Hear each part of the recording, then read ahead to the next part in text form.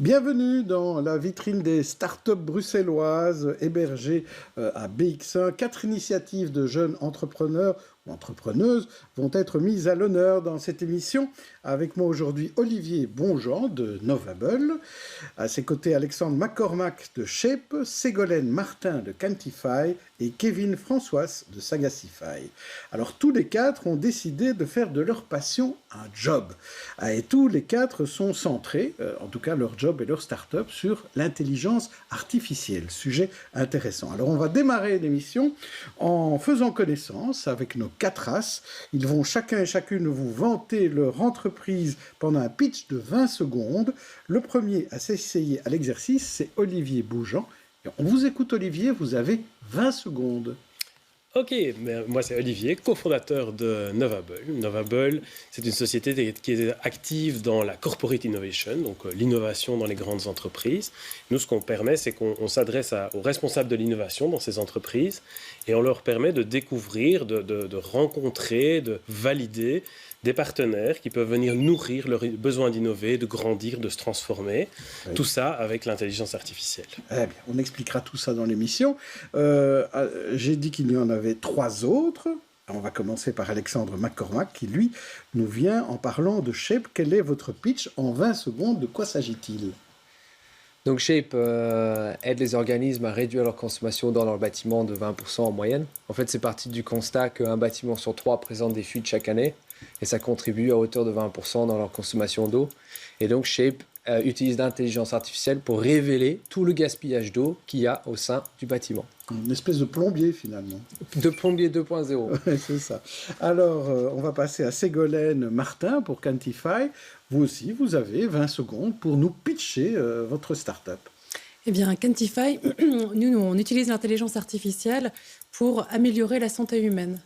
Donc, on utilise la technologie pour résoudre des problèmes qui sont des problèmes très concrets qu'on peut tous rencontrer, et notamment à travers la découverte de nouveaux médicaments et à travers l'amélioration de diagnostics par les docteurs. Donc, vous êtes parti d'un problème, vous avez travaillé sur la solution, c'est ça finalement? On travaille sur beaucoup de problèmes, mais oui. Et beaucoup de solutions. Et surtout, beaucoup de solutions. Et vous, Kevin François, chez Sagacify, comment est-ce qu'on peut pitcher Sagacify en 20 secondes? Alors, Sagacify développe des solutions technologiques qui visent principalement à automatiser les processus opérationnels des entreprises. Et donc, pour donner 2 exemples, pour les banques et assurances, on va automatiser le traitement des emails ou des documents, ou dans l'industrie manufacturière, l'inspection visuelle sur les lignes de production pour réduire le nombre de défauts. Et ça permet de faire quoi? Ça permet de décharger le temps des personnes pour les affecter à des tâches plus valorisantes. Alors, on a parlé au début d'intelligence artificielle, j'ai utilisé le terme, certains d'entre vous l'ont utilisé aussi. Comment est-ce qu'on pourrait le définir? Je vais vous demander ça à vous d'abord, Kevin. C'est quoi l'intelligence artificielle et en quoi est-elle différente des autres types d'intelligence? Alors, c'est pas évident à définir, surtout parce que c'est un terme qui est très à la mode et parfois un peu usurpé, mais selon moi, ça veut dire machine learning, apprentissage machine, qui permet à une machine d'apprendre une tâche que l'on pourrait réaliser en humain tous les jours via l'exemple. Donc on ne va plus programmer spécifiquement quelles sont les instructions qu'une machine doit suivre. C'est elle qui va, sur base de l'exemple qu'on va lui exposer, en déduire comment automatiser la dite tâche. En fait, la machine apprend elle-même à apprendre. Comme un peu à l'école, quand un professeur montre des exemples à des étudiants, l'étudiant, c'est la machine et le professeur, c'est l'humain qui lui montre des exemples. Et c'est la machine qui se fait. Alexandre, vous êtes d'accord avec cette définition? Oui, rien à rajouter. Rien à rajouter. Olivier, Ségolène? Moi, peut-être, oui, une chose pour moi, ce qui est aussi très important pour nous, c'est le traitement du langage. Donc, c'est quelque chose auquel on fait énormément appel chez Novable. C'est qu'on demande à la machine d'être capable de comprendre un texte dans plusieurs langues et d'en arriver à extraire la substantive moelle. Pour pouvoir en faire du traitement a posteriori. Mais ça reste de l'intelligence artificielle. Ça reste de l'intelligence artificielle aussi, oui.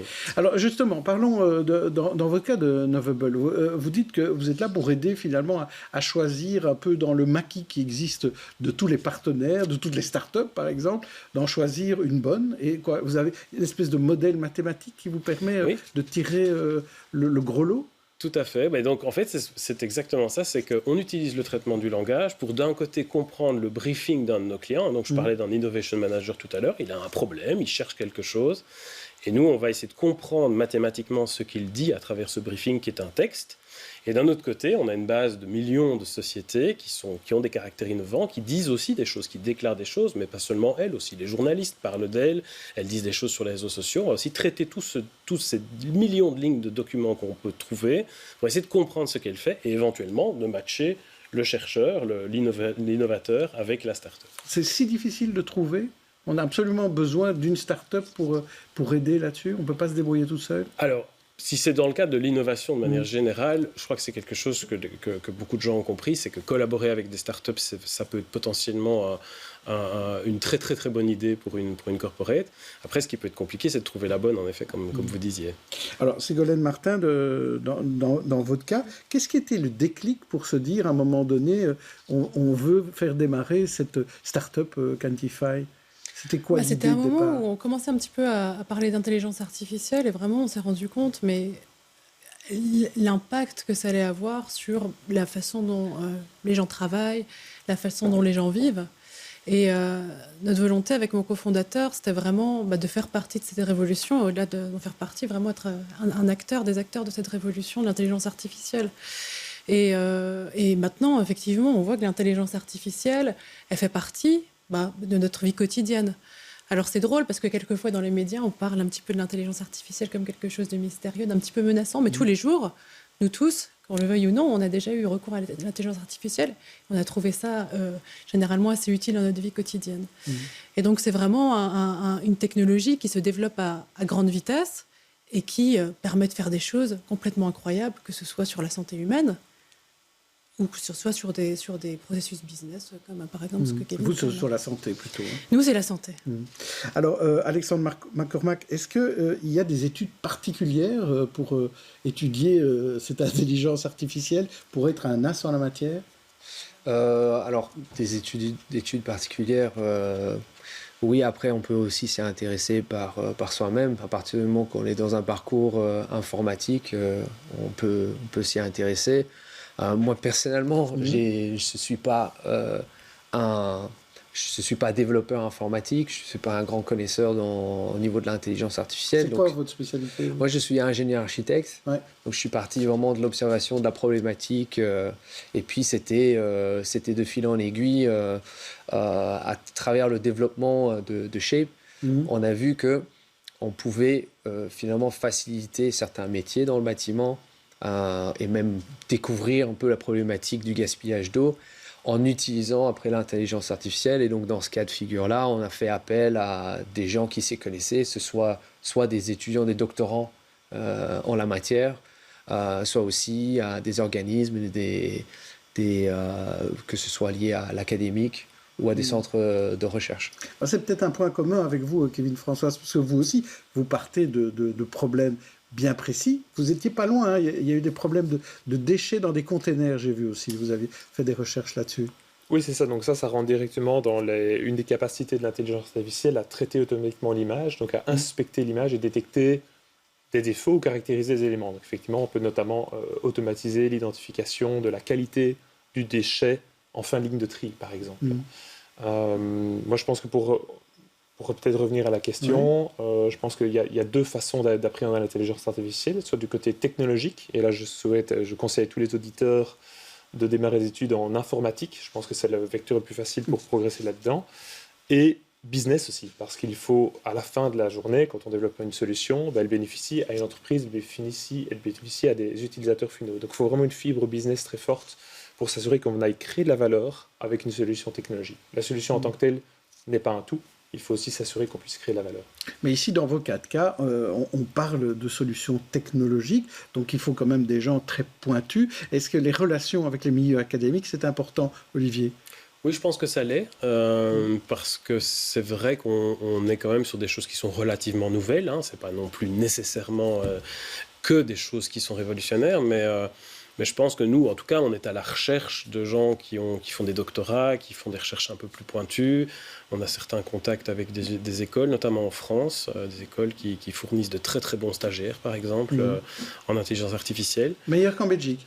Alors, en termes de stagiaires, j'ai eu beaucoup de bonnes surprises en France, effectivement. Il y a aussi des écoles en Belgique qui sont intéressantes, qui ne sont pas universitaires, mais je peux citer par exemple Bicode, qui a un programme court en intelligence artificielle qui est bien fait. Vous aussi, Ségolène Martin, vous allez piquer des gens dans les universités ou dans les écoles? Oui, on les pique et puis quelquefois c'est eux qui nous trouvent, donc ça c'est encore mieux. Comme ça, on ne doit pas les chercher parce que quelquefois c'est vraiment cette analogie la comparaison du mouton à 5 pattes, trouver des personnes qui ont des skills. En ce qui nous concerne, nous on fait du travail quand même assez poussé. Et donc, on cherche des gens qui ont à la fois une bonne connaissance de l'intelligence artificielle, qui sont en capacité d'apprendre, parce que la technologie évolue super vite. Du coup, il faut pouvoir continuer à apprendre. Et puis, il faut avoir aussi la capacité, un petit peu comme ce que tu disais, de traduire un problème concret, un problème business ou un problème opérationnel en une solution. Et ça, c'est des skills qu'on peut évidemment développer, mais nous, c'est quelque chose qui est super important pour pouvoir faire de la recherche, qui est de la recherche appliquée. Et vraiment, on va avoir un impact le meilleur possible sur ce qu'on fait. Quand vous regardez un peu en arrière, Ségolène Martin, les erreurs, on en commet tous, évidemment. Et on dit souvent, des erreurs, ça permet de grandir, notamment dans le cas des startups. Qu'est-ce qui vous a fait avancer? Est-ce qu'il y a une erreur que vous voudriez partager avec nous? Nous, ce qui nous a fait avancer au niveau du trajet de l'entreprise, c'est vraiment quand on a pris la décision de se focaliser sur un domaine qui est très précis, même s'il est très large, c'est celui de la santé. Avant, on avait des applications dans un peu beaucoup de domaines. On travaillait dans d'autres domaines aussi, notamment le transport, mais pas seulement. Et puis, petit à petit, on a fait une découverte assez importante dans le domaine de la santé. On a été confrontés au niveau personnel à des problématiques de santé assez graves. Et puis, on s'est dit, c'est évident que finalement, c'est là-dessus qu'on doit se focaliser. Et se focaliser, ça permet quoi? Sur un domaine comme ça permet de savoir que tous les matins, on réalise un impact positif, mais aussi, ça permet d'avoir une expertise qui est beaucoup plus forte dans le domaine dans lequel on est actif, et puis d'être encore meilleur, je dirais. Vous avez bien fait de pivoter ce jour-là, en tout cas. Alors, oui. Kevin, de votre côté, chez vous, est-ce qu'il y a aussi des erreurs importantes qui ont été réalisées? Alors, il y a toute une série. Je pense qu'on pourrait presque dire qu'il n'y a pas une journée qui passe sans qu'on commette des erreurs et qu'on apprenne à partir de ces erreurs-là. Et c'est ça vraiment qui forme l'entreprise. Je pense qu'effectivement, comme Ségolène le dit, le marché évolue très vite. Et donc, si on ne se réinvente pas presque tous les jours, on court peut-être vers l'obsolescence. Ce que nous, par rapport à il y a une grosse accroissement de la maturité dans les solutions d'intelligence artificielle et surtout dans les attentes du marché, qui aussi ont des attentes plus importantes. Donc nous, on a choisi de faire en tout cas le choix de la focalisation, comme chez Ségolène. Mais comme on a du mal à choisir chez nous, on crée différentes business units, qui sont des équipes indépendantes, qui ont en tout cas des points d'attention, de focalisation particuliers, comme notamment l'industrie du manufacturing ou les services financiers. Et c'est une façon effectivement d'être plus percutant dans notre stratégie de croissance. Est-ce que ça veut dire que demain, ça deviendra peut-être 2 sociétés différentes? Oui, tout à fait. C'est bien possible. C'est tout à fait une possibilité. Et chez vous, Alexandre, est-ce qu'on se focalise aussi? Est-ce que c'est une des conséquences d'erreurs que vous avez remarquées? Oui, alors en fait, on avait les fuites d'eau, les anomalies de consommation, ça s'applique à tout le monde, autant aux particuliers qu'aux organismes publics, que même si on parle avant le bâtiment, dans les réseaux d'eau publics.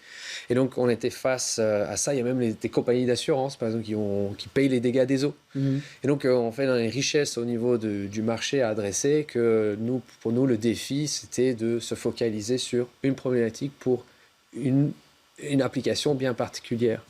Et donc, maintenant, on arrive à un moment où on peut commencer à dire, on a réussi à mettre des algorithmes, une intelligence artificielle au point pour une application dans le bâtiment. Et maintenant, on commence à faire ça pour les réseaux d'eau publics, notamment les réservoirs, où on a réussi à réduire de 90% la dépendance des communes par rapport à de l'eau potable externe, pour qu'ils soient plus indépendants en fait.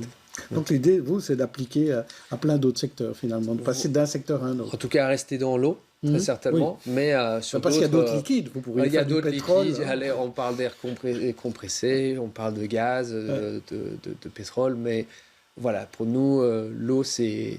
En tout cas, jusqu'à présent, c'est ce qui nous tient le plus à cœur. Et vous, Olivier, de votre côté? Nous, ça a été un peu dit, mais c'est l'idée quand même de rester focus sur ce pourquoi on est là et de garder cette ligne conductrice et de ne pas toujours céder à toutes les idées, parce qu'avoir des idées, c'est facile, mais essayer de rester concentré sur ce pourquoi on est là, c'est important. Alors, ce qui est important aussi, c'est de voir aussi à quel stade on se trouve en tant que start-up. Dans votre cas, Olivier, Novable se trouve à quel stade de croissance? C'est encore un stade jeune. On a lancé commercialement il y a un peu plus d'1 an, en mars 2021. Donc on est encore dans les premiers moments de traction commerciale. Le produit est prêt, il est là, il fonctionne. Et donc voilà, maintenant on est à ce stade où il faut vraiment confirmer la traction commerciale. On vient d'engager un vendeur il y a à peine 1 mois qui a signé son premier bon de commande avant-hier. Donc ça c'est toujours des chouettes moments dans la vie d'une start-up. Et vous êtes combien? Alors là on est 17 au total. Et ça va grandir, évidemment. Ouais. Et vous, Ségolène Martin, à quel niveau de croissance êtes-vous aujourd'hui? Nous, on est à un moment assez intéressant de l'entreprise parce que jusqu'à présent, on avait beaucoup focalisé sur tout ce qui était conseil, donc développement de solutions un petit peu sur mesure. Et là, on est en train plus que développer, en fait, on a des utilisateurs pour vraiment notre première vraie technologie qui a vocation à être scalée dans le domaine de la découverte des médicaments. Donc voilà, on a une équipe de 10 personnes et puis on a des collaborations maintenant avec des entreprises, des organisations en Belgique, non seulement en France, aux États-Unis aussi. On a signé des clients US l'année dernière. Donc c'est un moment assez excitant. Ouais, c'est un moment clé. Ouais. Et vous, Alexandre, à quel niveau êtes-vous pour l'instant? En fait, on commence à sortir de l'étape start-up où c'est fort dans l'expérimentation, de recherche soi-même. Maintenant, on connaît très bien les secteurs sur lesquels on a vraiment un impact majeur. Et on est, par rapport sur l'année 2021, on a quadruplé le nombre de licences qui ont été vendues. Et je pense que cette année, on est en vogue de tripler. Pareil, donc ça reste une croissance forte. Quand vous dites tripler, on part de combien? Parce que là, on peut tripler à partir de 3 ou à partir de 3000. Donc, on arrive à 1 million d'euros de chiffre d'affaires cette année. Ouais. Donc, on est... voilà. Et vous êtes combien? Nous sommes 20. 20. Ouais. Et alors, chez vous, Kevin, Françoise? Alors, Sexy existe depuis longtemps. On s'est vraiment plongé dans l'intelligence artificielle en 2017. On est une petite équipe entre 7 ou 8 personnes à l'époque. On est maintenant une petite trentaine.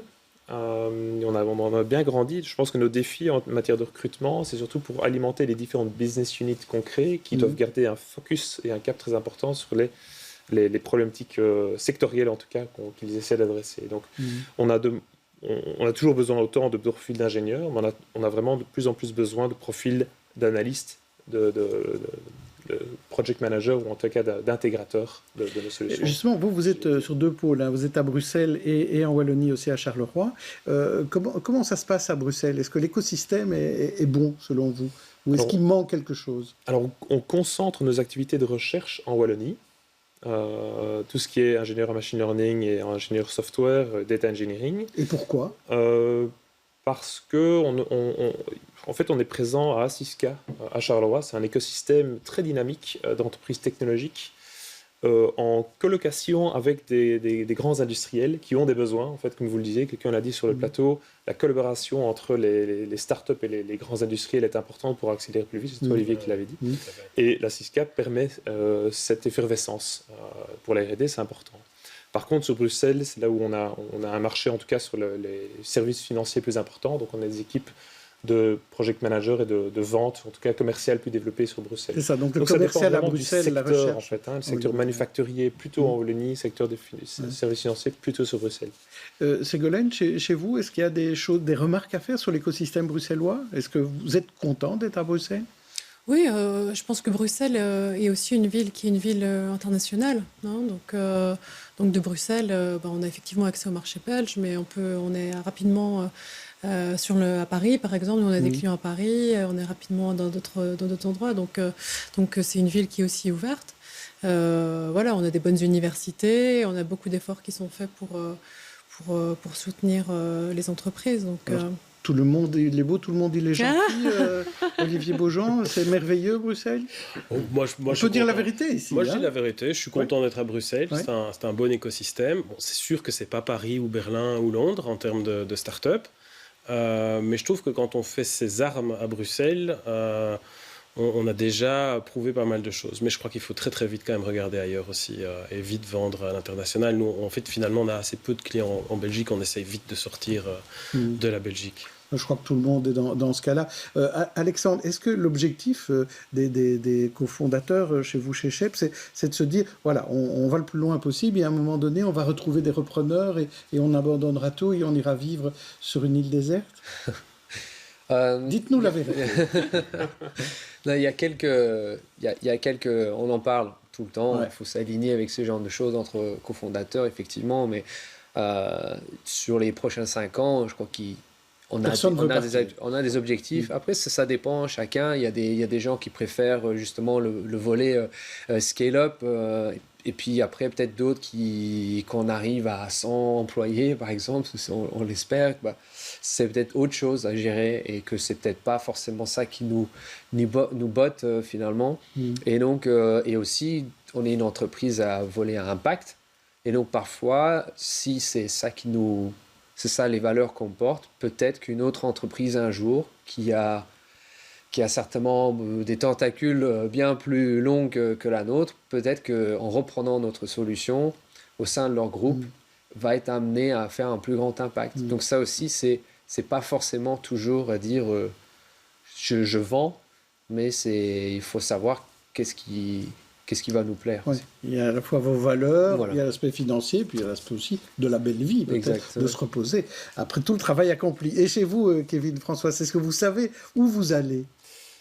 Oui, en fait, on veut avoir l'impact sociétal le plus important, créer de la valeur pour nos clients. Je pense que c'est un objectif qui nous tient à cœur. Et donc, soit effectivement, un jour, un grand groupe veut nous rejoindre pour nous permettre d'accélérer effectivement notre chemin vers ce processus-là, soit l'idée, c'est de créer une société pérenne sur le temps qui peut continuer époque après époque à se renouveler, se différencier pour pouvoir toujours apporter la valeur attendue par nos clients.